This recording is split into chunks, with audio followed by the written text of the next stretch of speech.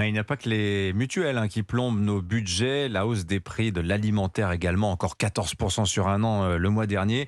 Notre chariot de course, en conséquence, a tendance à s'alléger, moins de fruits, moins de viande dans le caddie, mais un rayon, en revanche, est épargné, Romane. Et oui, celui de l'apéritif, appelé l'apéro par les initiés, n'est-ce pas, Anissa Haddadi? Absolument, je confirme. Hors de question de sacrifier ce plaisir, typiquement français, on peut le dire. 9 personnes sur 10 achètent toujours des cacahuètes et autres biscuits salés. Alors là aussi, les prix ont augmenté, bien sûr, mais les ventes aussi, plus 2% sur un an. C'est le syndicat des apéritifs à croquer qui nous l'apprend. Oui, oui, ça existe. Et c'est votre reportage Europe 1 et vous, chaque matin à 7h30. Romain Biteau paie sa tournée. De la bière, des chips, les incontournables de l'apéro qui coûtent de plus en plus cher. Un constat partagé par Yannick et Jeanne, une bouteille de rosé dans une main, des cacahuètes dans l'autre. Des petites bouteilles de rosé pas chères. 4,5 € quand même.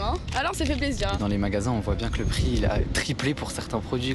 6 € un paquet de chips, ça fait un peu cher. 10% d'inflation pour la bière sur un an, près de 14 pour le paquet de chips. Pas assez pour arrêter courir une étudiante. On en a eu pour 25 €.